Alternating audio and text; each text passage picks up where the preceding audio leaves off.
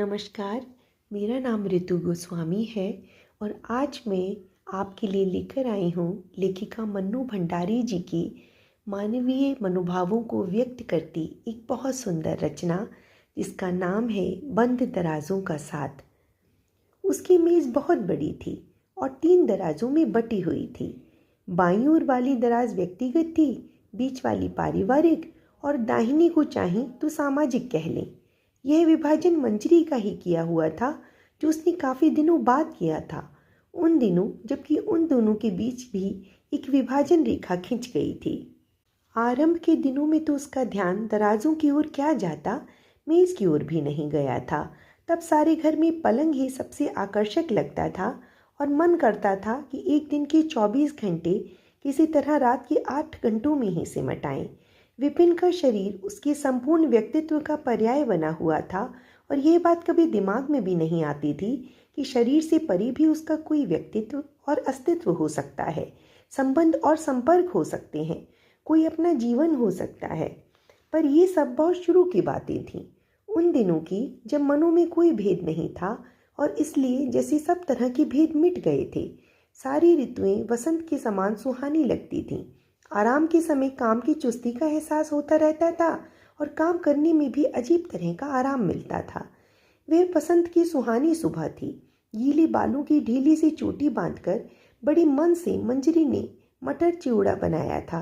हर काम वह बड़े मन से करती थी और उसके गीत सारे घर में गूंजा करते थे। वह ट्रे में सारा सामान सजाकर ले गई, तभी उसने विपिन को कुछ कागजों में डूबे हुए पाया। इतना मगन होकर क्या पढ़ रहे हो? उसने हंसते हुए पूछा था तो विपिन हल्के से सकपका गया और सारी बात को टालते हुए उसने ढेर सा चिवड़ा अपनी प्लेट में डाल लिया था। मंजरी को लगा था कि उस दिन वह कुछ ज़रूरत से ज़्यादा तारीफ करने के मूड में आया हुआ है। वह लगातार प्रसंगहीन बातें किए चला जा रहा था, पर सब कुछ मंजरी के मन को छुए बिना ही निकल गया। रोज़ की तरह दोनों साथ ही घर से निकले थे, पर वह एक पीरियड के बाद ही सिर दर्द का बहाना करके घर लौट आई। सारे रास्ते उसका सिर चकराता रहा था। घर में घुसते समय जाने क्यों लगा जैसे वह किसी और के घर में घुस रही है। वह सीधी टेबल के पास गई। टेबल पर पड़ी पुस्तकें, फाइलें, कागज पत्तर सब उसने पलटे, पर वे कागज नहीं थे। उसे खुद आश्चर्य हो रहा था। एक झलक भर में उसने कैसे उन कागजों की ऐसी गहन पहचान कर ली थी। उसने झटके से पहली दराज खोली। उसमें कुछ मित्रों और रिश्तेदारों के पत्र थे। 1-2 विवाह के निमंत्रण पत्र थे, अपॉइंटमेंट की डायरी थी, अखबारों की कुछ कतरनें थीं। उसने बीच की दराज खोली। उसमें पासबुक और चेक बुक थी, मकान और बिजली के बिल की रसीदें थीं। एक ओर तहाए हुए कुछ रुमाल पड़े थे। उसने तीसरी दराज खींची तो वह खुली नहीं, उसमें ताला लगा हुआ था। दराज में ताला होना ना कोई ऐसी अनहोनी बात है, ना ही ऐसी भयंकर, फिर भी वह भीतर तक कांप उठी थी। उसने सारा घर छान मारा, पर उसे चाबियां नहीं मिली और अब सचमुच ही उसका सिर बुरी तरह दर्द करने लगा था और वह मुंह पर साड़ी का पल्ला डालकर सारा दिन लेटी रही। उस रात जब वह सोई तो भीतर ही भीतर उसके कुछ घुमड़ता रहा था। रुलाई का वेग जैसे फूट पड़ना चाहता था। फिर भी उसने सोच लिया था कि वह जब तक सारी बात का पता नहीं लगा लेगी तब तक एक शब्द भी नहीं कहेगी। रोज़ की तरह विपिन ने उसे बाहों में भर लिया था, पर जाने क्यों उसने भीतर ही भीतर महसूस किया कि उसके साथ सोने वाला, उसे प्यार करने वाला विपिन संपूर्ण नहीं है, केवल एक खंड है, एक टुकड़ा। संपूर्ण विपिन उसे हमेशा फूल की तरह हल्का लगता था, पर खंडित विपिन का बोझ उसके लिए जैसे असह्य हो उठा। बार बार उसका मन करता रहा कि वह उसी से साफ साफ पूछ ले, लड़ ले, झगड़ ले, पर दराज का ताला जैसे उसकी जबान पर आकर लग गया था। वह सारी रात कसमसाती रही, पर बोला उससे कुछ नहीं गया था। औरत की नज़र यूं ही बड़ी पैनी होती है, फिर उस पर यदि संदेह की सान चढ़ जाए तो आकाश पाताल चीरने में भी उसे देर नहीं लगती। दूसरे दिन ही वह बंद दराज उसके सामने खुली पड़ी थी, जो विपिन की निहायत निजी और व्यक्तिगत थी। कुछ डायरियाँ, एक महिला और बच्ची की तस्वीरें, पत्र, कांच की ट्यूब में गोलियां और क्रोध, घृणा, दुख, मिली जुली भावनाओं का तूफान उसके मन में उठ रहा था। सिर थामकर घंटों वहीं बैठी रही थी, फूट फूट कर रोती रही थी। उसे बराबर लग रहा था कि जैसे धरती समझकर उसने पैर रखा था वह शून्य था, कि जैसे एकाएक बेसहारा हो गई है। उसे अपने घर की छत और दीवारें सब हिलती नजर आने लगी थीं, क्योंकि दराज में विपिन का केवल अतीत ही नहीं था, वर्तमान भी था और उसमें भविष्य की योजनाएं भी। वह जैसे जैसे विपिन की व्यक्तिगत जीवन के निकट होती चली जा रही थी, अनजानी और अनचाही ही विपिन से दूर होती जा रही थी। धीरे धीरे मनों की यह दूरी शरीरों में भी फैलती चली गई थी और वे अनायास ही एक दूसरे के लिए निहायत अपरिचित से हो गए। फिर उनके हिसाब अलग अलग रहने लगे, संपर्क और संबंध अलग हुए। दोनों के पास अपने अपने तर्क थे और दोनों ही इस बात को अच्छी तरह जानते थे कि ये तर्क उन्हें कहीं नहीं ले जाएंगे। फिर भी हर तीसरे दिन घंटों बहसें होती थीं और उनकी समाप्ति मंजरी के आंसू ही करते थे। अब स्नेह का स्थान संदेह ने ले लिया था और तर्कों ने सद्भावना के रेशे रेशे उधेड़ दिए थे। तब मंजरी अपने ही घर में बहुत अकेली हो उठी थी और सब कुछ बड़ा वीरान लगने लगा था। हर काम बोझ लगने लगा था, खाली समय और भी बोझिल। वह घंटों किताबें खोली बैठी रहती थी, पर पंक्तियां केवल आंखों के नीचे से ही गुजरती थीं। मन उनसे अछूता रहता था। कॉपियां देखने बैठती तो उसकी साथिनी मजाक करती थी कि वह इम्तिहान की कॉपियां देख रही है या प्रूफ। विपिन से संबंध क्या गड़बड़ाया था, उसकी समस्त इंद्रियों के आपसी संबंध गड़बड़ा गए थे। वह घर के सारे खिड़की दरवाजे खुले रखती थी, फिर भी लगता रहता था कि साफ हवा के अभाव में घर की हवा धीरे धीरे जहरीली होती जा रही है और कोई है जो उसके देखते देखते मरता जा रहा है। वह न उसे बचा सकती है और न ही निर्दयतापूर्वक मार सकती है। यूं भीतर ही भीतर वह तरह तरह के संकल्प करती थी, पर उसने उन्हें कभी विचारों से आगे नहीं बढ़ने दिया, क्योंकि घर में बहुत जल्दी ही एक तीसरा प्राणी आने वाला था। उसने उसके और अपने दुर्भाग्य को साथ साथ ही कोसा था, पर इसके बावजूद मन में कहीं एक हल्की सी आशा झांकने लगी थी। शायद वह अनागत ही उनके जीवन में कहीं सेतु बन जाए। पर साल भर के भीतर ही भीतर उसने अच्छी तरह जान लिया कि इस युग में आशा करना ही मूर्खता है, क्योंकि आज जिंदगी का हर पहलू, हर स्थिति और हर संबंध एक समाधानहीन समस्या होकर ही आता है, जिसे सुलझाया नहीं जा सकता, केवल भोगा जा सकता है, जिसमें आदमी निरंतर बिखरता और टूटता चलता है। और वह भी 2 साल तक और बिखरी और टूटी थी। विपिन मन में कहीं हल्का सा आश्वस्त महसूस करने लगा था कि मंजरी ने शायद उस सब को स्वीकार कर लिया है कि शायद अब वह कटेगी नहीं। पर ऐसा हुआ नहीं। शादी की 5वीं सालगिरह थी। वह दिन अपने सारे अर्थ खो चुकने पर भी दिन तो बना ही हुआ था। यूं उस दिन ना चाहने पर भी वह अपने को बहुत दुर्बल महसूस करती थी। उसकी यातना कई गुना बढ़ जाती थी, पर इस बार उसने वैसा कुछ भी अनुभव नहीं किया और बड़ी आग्रह से विपिन को कहा था कि वह उसे संध्या के 5 बजे ला बोहीम में मिले। ला बोहीम का अंधेरा कोना, आसपास की मेज़ें खाली थीं और अपनी मेज पर लटकती बत्ती को उसने बुझा दिया था। अंधेरा होने के साथ ही मंजरी के मन में एक क्षण को यह बात आई थी कि आज के इस अंधेरे से ही वे चाहे तो अपनी ज़िंदगी में कितनी रोशनी ला सकते हैं।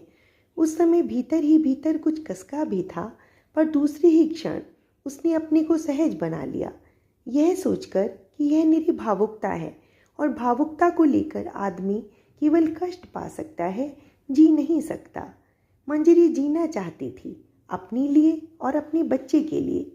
और 3 घंटे के बाद जब वे वहाँ से निकले तो उसे स्वयं आश्चर्य हो रहा था कि कैसे वह इतनी सहज और तटस्थ ढंग से सारी बातें कर सकी, मानो ये सारे निर्णय उसके अपने लिए नहीं, किसी और के लिए हों।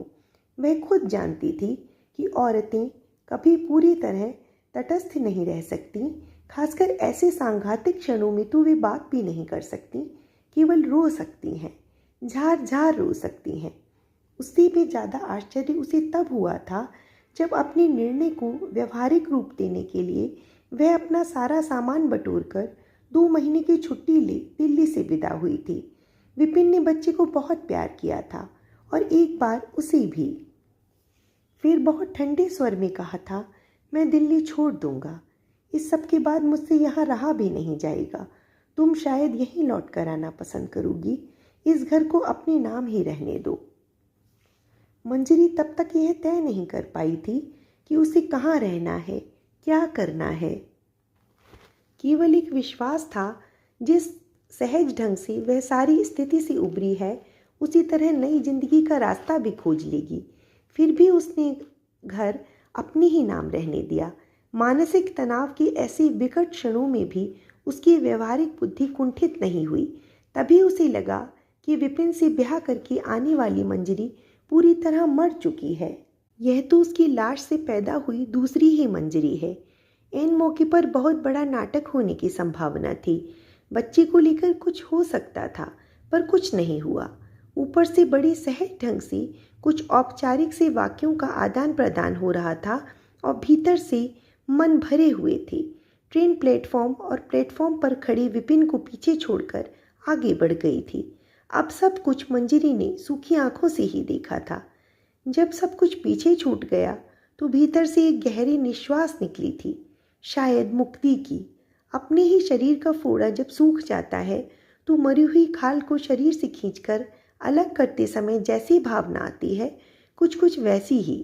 2 महीने बाद वह उसी घर में लौटी थी। सबने उसे देखकर पूछा था कि क्या वह बीमार रहकर आई है। वह बहुत दुबली हो गई है, उसका चेहरा सूखा और काला हो गया है। उसे स्वयं महसूस होता था, पर उस सब से कुछ अंतर नहीं पड़ता था।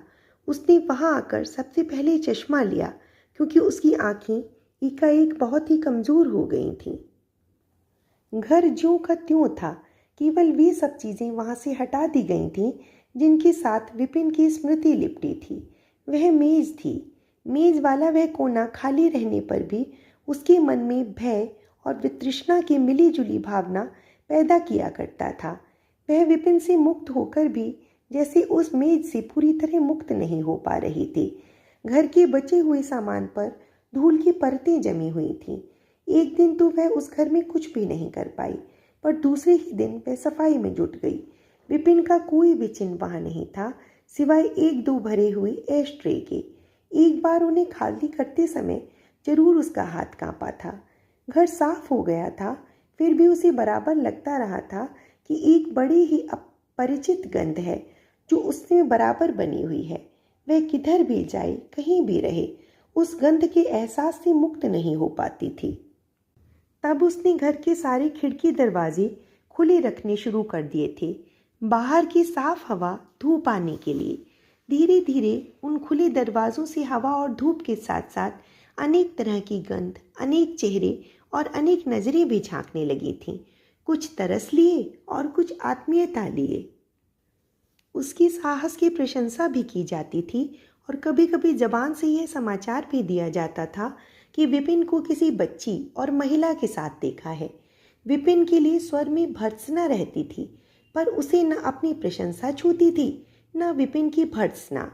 पहले साल परिचित और नए चेहरों की संख्या काफ़ी बढ़ी थी, फिर धीरे धीरे घटने लगी। हमदर्दी के लिए बात पुरानी हो चुकी थी और उन्हें लगता था कि वे अपना फर्ज अदा कर चुके हैं। सिर्फ एक चेहरा था जो निरंतर बना रहा और घर में बहुत भीतर तक प्रवेश कर गया। पर मंजरी किसी प्रकार की हड़बड़ी में नहीं थी। हाँ, इतना ज़रूर था कि एकाएक उसे बहुत बहुत अकेलापन लगा। नौकरी बोझ लगने लगी और जीवन नीरस। कभी कभी वह अकेले क्षणों में सोचती कि नहीं, वह अब जिंदगी की राहों को बदलेगी नहीं। जिस तटस्थता से उसने सब कुछ झेला और अपने को टूटने नहीं दिया, उससे उसे लगने लगा था जैसे वह बहुत बड़ी हो गई है, मैच्योर हो गई है। उस उम्र में यह सब शायद उसके लिए संभव नहीं होगा, पर जब भी वह चेहरा करीब आता, अनायास ही उसकी उम्र के 10 साल कहीं चले जाते और तब वह सोचती कि नहीं, कहीं कुछ नहीं बिगड़ा है। दिनों ने गुजरकर उसकी उम्र की संख्या में जरूर वृद्धि कर दी है, पर भावनाएं तो आज भी अछूती ही हैं। जिंदगी के वे सुनहरे दिन जब उसे अपनी भावनाओं को खर्च करना था, मरे हुए संबंधों की लाश ढोने में ही बीत गए। फिर भी उसने 3 साल तक कोई निर्णय नहीं लिया। उसने सोचा था केवल सोचा ही नहीं, चाहा था। बहुत सच्चाई और ईमानदारी से चाहा था कि जैसे वह विपिन के संबंध से उबर गई थी, इस अकेलेपन से भी उबर जाए। पर उसने पाया कि वह अपने सहारे अपने अकेलेपन से लड़ने की कोशिश कर रही है। उसे महसूस हुआ कि असित के प्रति उसका व्यवहार कहीं असंतुलित होता चला जा रहा है। लोगों ने उसे दबी दबी जबान से सलाह दी थी कि उसे असित को हॉस्टल भेज देना चाहिए। पहले वह बराबर विरोध करती रही थी, कुछ आर्थिक कारणों से और कुछ इसलिए कि उसे भेजकर वह स्वयं कितनी अकेली हो जाएगी। पर फिर उसे खुद लगा था कि वह अपना अकेलापन खत्म करने के लिए बच्चे का सारा भविष्य खत्म किए दे रही है। तब उसने 2 निर्णय एक साथ लिए थे। असित को हॉस्टल भेज देगी, वह अपना अकेलापन समाप्त करने के लिए सही और स्वाभाविक मार्ग ही अपनाएगी। उसे इस बात पर खुशी भी हुई थी और हल्का सा गर्व भी कि स्थिति बहुत अधिक बिगड़ने से पहले ही वह एकाएक तटस्थ होकर चीज़ों को उनके सही रूप में देख लेती है और फिर उन्हीं के अनुरूप निर्णय भी ले पाती है। दिलीप अब साथ आ गया था और इसलिए जिंदगी के 10 वर्ष एकदम चले गए थे। घर बदल गया था और बिल्कुल नए ढंग से सजाया गया था। नए घर की साज सज्जा में हमेशा कुछ न कुछ गुनगुनाते हुए वह काम किया करती थी। नौकरी उसने छोड़ दी थी क्योंकि साथिनों की नज़रों में झांकती हकारत उसे बर्दाश्त नहीं होती थी। वैसे भी इस काम से वह बहुत ऊब चुकी थी। अब दिसंबर की सर्दी में सारी रात किसी की बाहों में गरमाए रहने के बाद जब उसकी अलस आंखें खुलती तो सामने के ड्रेसिंग टेबल पर उसे अपने प्रसाधन की अनेक चीज़ें सजी हुई दिखाई देती थीं। छमाही इम्तिहान की कॉपियों का गट्ठर नहीं। तब मन बहुत हल्का और आश्वस्त हो जाता था। छुट्टियों में असित घर आया था। दिलीप को वह बराबर घर में देखता रहता था, सो मंजरी को दोनों को परिचित करने वाला संकट नहीं झेलना पड़ा। असित के आने से मंजरी बहुत प्रसन्न थी और उसे समझ में नहीं आता था कि उसे क्या खिलाए, कहाँ घुमाए। दिलीप के जाते ही वह उसे लेकर निकल जाती। दिसंबर की सुहानी धूप सारी दिल्ली को बेहद सुहाना और उत्फुल्ल बनाकर सड़कों मैदानों पर फैली रहती थी। शाम को वे लौटते तो दोनों के हाथों में असित के फरमाइशी पैकेट होते थे। छुट्टियां समाप्त होने पर असित लौटने लगा। उसके स्कूल के बच्चों का पूरा ग्रुप था। स्कूल से 6 महीने का बिल भी आया था। दिलीप ने यूं ही कह दिया, यह स्कूल काफ़ी महंगा है, इस महीने यूं भी काफ़ी खर्च हो गया। तो मंजरी के चेहरे पर हल्की सी छाया तैर गई। बात साधारण थी और सच्ची भी। असित दिलीप का बच्चा होता तब भी वह यह बात कह सकता था, पर असित दिलीप का बच्चा नहीं था और क्योंकि संदर्भ दूसरा था इसलिए बात का अर्थ भी दूसरा हो गया। दिलीप ने शायद स्थिति को भांप लिया और सारी बात को सहज बनाने के लिए कहा, क्या जमाना आ गया है, हम इतना पढ़ लिख लिए हैं पर ऐसी लंबी चौड़ी फीस कभी नहीं दी। पर बात फिर भी शायद सहज नहीं हो पाई थी। मंजरी को पहली बार अपनी नौकरी छोड़ने पर अफसोस हुआ और उसके बाद धीरे धीरे उस घर में एक अदृश्य मेज उभर आई थी। वह मेज दिलीप के कमरे में नहीं, मंजरी के कमरे में आई थी और वह 2 दराजों में बटी हुई थी, एक व्यक्तिगत और एक पारिवारिक। व्यक्तिगत दराज में असित की फरमाइशी पत्र, उसके चित्र, उसके स्कूल की रिपोर्ट और विपिन के कुछ औपचारिक पत्र थे जिसमें यह आश्वासन दिया गया था कि असित का आधा खर्च वह दिया करेगा। और मेज का वह विभाजन फिर पहले की तरह मन और शरीरों में होता हुआ सारे घर में फैल गया था। बाहर से कहीं कुछ नहीं था, न बातचीत में न व्यवहार में, पर अनजाने और अनचाही ही भीतर से जैसे मन बट गई थी, जिंदगी बट गई थी। इस बार हालांकि प्रसंग और स्थितियां दूसरी थीं, पर बटने की पीड़ा वही थी, वैसी ही थी। रात में दिन में लेटे लेटे मंजरी न जाने क्या क्या सोचा करती। जब तब विपिन की भी याद आने लगी और आश्चर्य यह है कि उसका यूं याद आना अब उतना बुरा भी नहीं लगता। फिर भी वह एहसास से मुक्त नहीं हो पाती कि विपिन ने केवल अपनी जिंदगी को ही टुकड़ों में नहीं काटा, कितने कौशल से वह उसकी जिंदगी को भी टुकड़ों में काट गया है कि आगे उसे सारी जिंदगी ही इन टुकड़ों की अभिशप्त छाया में काटनी होगी कि वह अब भी अपनी संपूर्ण जिंदगी नहीं जी पाएगी। अभी आपने सुनी कहानी बंद दराजों का साथ। इसी तरह की मनोरंजक और मार्मिक कहानियाँ सुनने के लिए कृपया मेरे चैनल को लाइक, शेयर और सब्सक्राइब कीजिए।